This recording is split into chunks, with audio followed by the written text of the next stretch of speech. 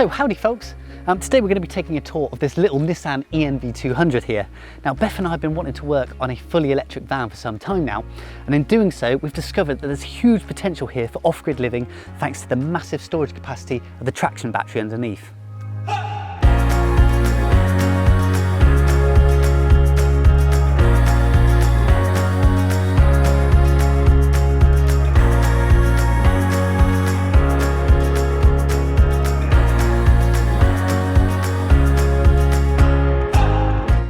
When we first laid eyes on this little Nissan, it was in a bit of a sorry state. It had been recovered by West Midlands police and in the process had been in the war somewhat. The tyres were shot, the rear door had been bashed in, and there were enough stolen parts to build a whole new Audi. So we gave it some love and care.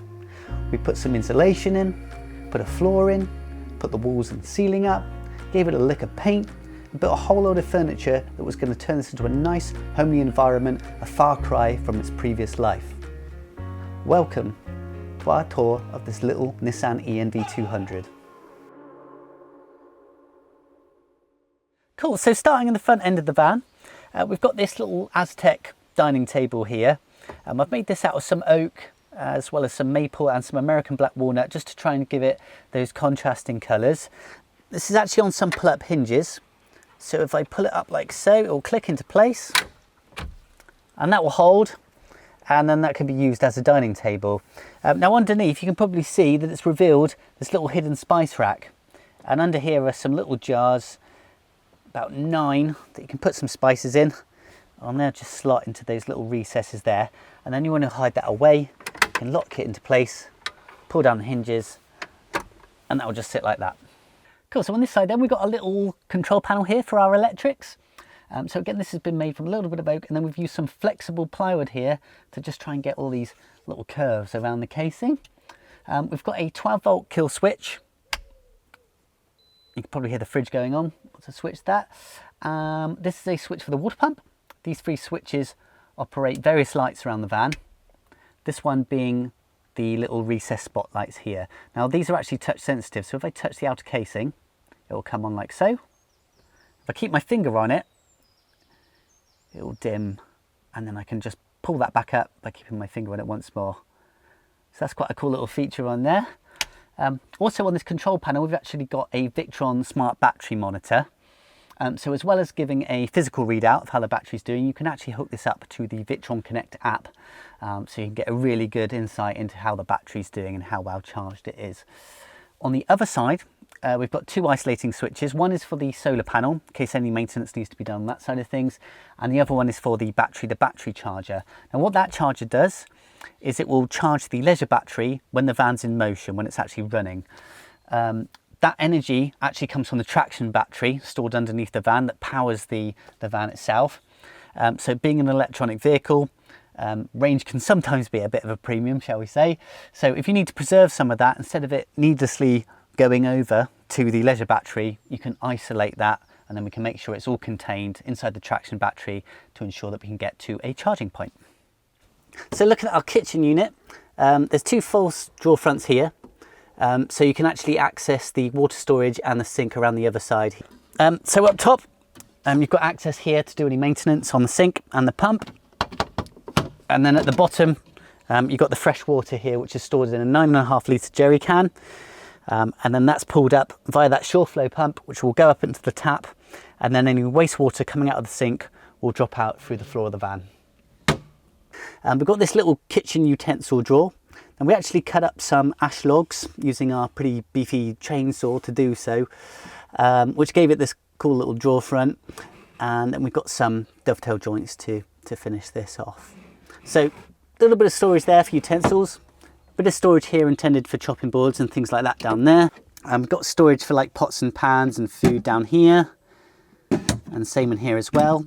These all operate on little butt hinges, and then they've got magnetic latches to hold them in place. And then this big unit here actually contains the fridge. So we've got an Alpicool K25. It's a compressor fridge, so it's really efficient, and it's got loads of storage. So as I say, it's the K25, so it's about 25 litres of storage in there.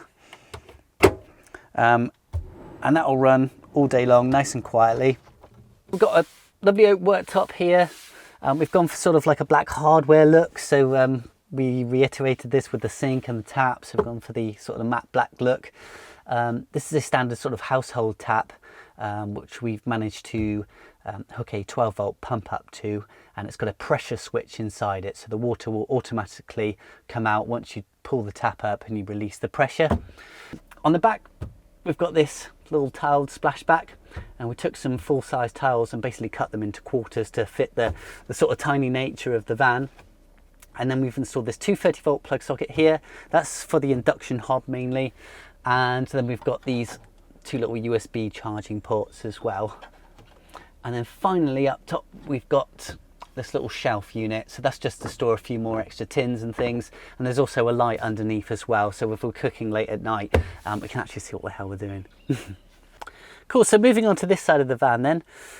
First of all, we've got this little kind of mounting feature here. So again, this is made of wood, and we've used some contrasting timbers, the maple, the oak and the American black walnut here to get the different layers.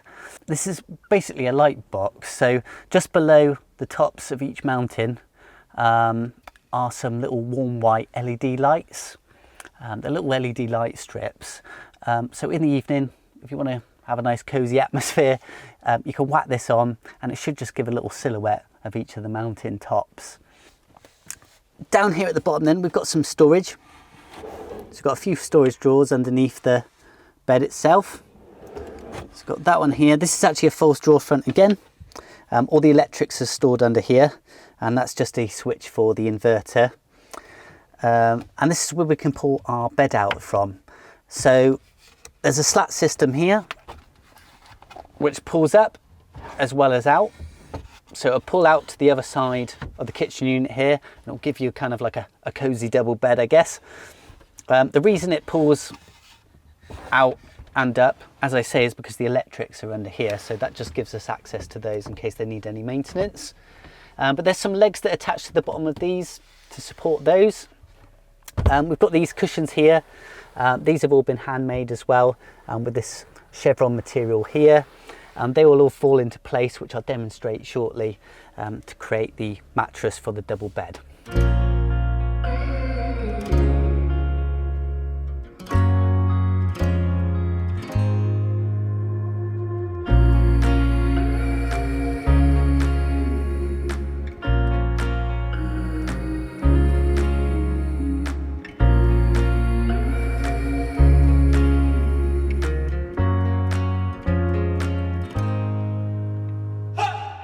So there's a couple more bits of storage down here. At the bottom is a general sort of storage drawer. It's got our blinds in at the moment, and I'll show you how those set up a little bit later on. And then up top, we've got our induction hob. So all the cooking works solely on electric in this van. Seems a bit contradictory to install sort of a fossil fuel system on an electric vehicle, and as there is so much power available via the traction battery, as well as a 230 amp hour lithium leisure battery and a 250 watt solar panel, you know, it could easily support something like an induction hob. So we figured, why not put this on? Then you don't have the concerns about the safety of gas. You don't have to keep paying to top up a gas bottle or getting it exchanged as well. So this seems like the obvious choice, but that can just tuck away in there, and it keeps the worktop space available when it's not in use. So being a small van, we really wanted to be able to open up the space as much as possible. So we've installed a swivel base on the bottom of the passenger seat. So if we pull this orange tab, this seat will spin all the way around, and it just creates so much more room in here. And another really cool feature about this chair as well, it's actually a heated seat, so you can whack that on and be rather toasty in the evening. So in terms of curtains then, we've actually made these little blackout blinds. So these are fully insulated, as you can see from the padded texture of them, and they've got these little magnets sewn in. So essentially all you need to do is just press these up against the metal door frame of the window, and it will just magnetise itself in place. So as I say, all the electrics are housed underneath the slat system, and we've got a fuse box and consumer unit here in case you need to access those if something's blown or tripped. You've got the mains charger unit here, that will charge the leisure battery when you're hooked up at the mains inlet, and this is where the leisure battery is stored underneath here. There's a 230 amp hour lithium leisure battery, which is made by Folkstar. They're a company I'm really impressed by because they offer a 10-year warranty on all of their batteries, and they all come with a self-heating function, so they will heat up if they're below 0 degrees, and they've also got Bluetooth built in as well. But yeah, that sort of amount of power is going to be ideal for running our induction hob from. We've also got a solar charge controller here. Again, this is made by Victron, and we've got a Bluetooth dongle for this as well, so you can read exactly how much power is being pulled in via the Victron Connect app on your phone. So we've got the inverter switch here, and underneath all of this, there's a massive 3000 watt pure sine wave inverter. So 3000 watts means that we can charge the van up when we're off grid. It's that powerful. But being a pure sine wave inverter also means you can run sensitive electronics like a laptop from it as well. One of the coolest features of this installation that you can't see here is what's known as a battery-to-battery charger, which is installed just under here. Now essentially, this is going to detect when the starter battery is being charged by the main traction battery, and it's going to split some of that charge and send it over to the leisure battery here. So essentially, when you put the ignition on, the traction battery is going to start charging the starter battery. The battery-to-battery charger is going to pick up on that, give a load of that charge to the leisure battery, which essentially is going to allow you to tap into this insanely huge amount of storage coming from underneath the van. It's the equivalent of a 3,333 amp hour leisure battery. So, you know, if you found a really cool spot, I'm trying to think of the time like Beth and I, when we were in Croatia, we found a really cool spot by a beach. We weren't driving anywhere. If you were in the same position, you could stay off grid for literally months at a time. Cool, so looking at the front of the van here then, we've got two charging ports. Now we've got a standard 7 kilowatt charging port, and you've also got your fast charging port here as well, which should charge it to about 80% from flat in about 40 minutes or so. Now if you're at a campsite and you want to charge the van's traction battery, we have a specific cable for this, and one end of it, it's got your standard commando hookup type plug which goes into the shore power, and on the other end it's got a type 1 charger which will go into here.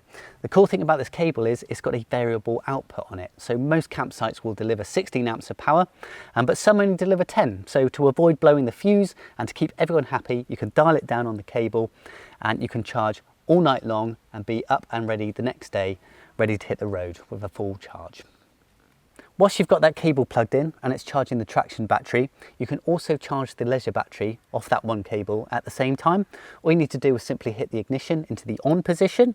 The van won't vibrate around, of course, because it doesn't have a combustion engine, being electric.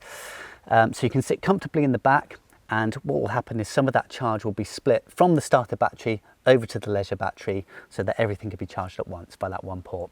So like any standard camper, there's a mains hookup port on the side of the van, so you can use the standard hookup cable for that, and it will prioritise charging the leisure battery.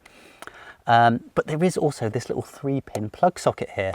Now I thought this was quite a bizarre concept when I first saw this on a conversion online, but now I understand the reason for doing it is that some campsite owners would much prefer that if you're going to charge the traction battery, that you do so through your own electrics, essentially then tripping your own fuse board and not the campsite's if something were to go wrong or you were to draw too much power. So you would put what's called a 3-pin granny plug cable, that's what they call it, into here, and then the type 1 head would go in there. Sounds crazy, but this is what some campsite owners prefer, so it safeguards against that. So we've all heard about range anxiety, but one of the really cool features that this van has that mitigates against that is that it has an inverter on board. Essentially that means that you can use 230 volt plug sockets just like this when you're off grid. So if you completely run out of range, you could put your granny charger in here, put the type 1 charger head in there, and essentially the traction battery will start charging from the leisure battery. It will just give you an extra few miles to get you to the nearest charging port. Alongside this, we've also got a huge 250 watt solar panel up top. Now, as well as keeping the leisure battery topped up nicely day to day, in that emergency scenario where we run out of range and there's no charge left in the leisure battery to charge the traction battery, the solar panel could then top that up, which would top the traction battery up and give you those extra few miles to get to a charging port. Well, I hope you've enjoyed this video and you've seen a little bit of an insight into what electric camper vans have to offer. We're going to be posting a full build video of how we did this from start to finish, so if you'd like to see that, head to the channel to check it out. If we don't see you there though, happy travels, and hopefully we'll see you on another conversion soon.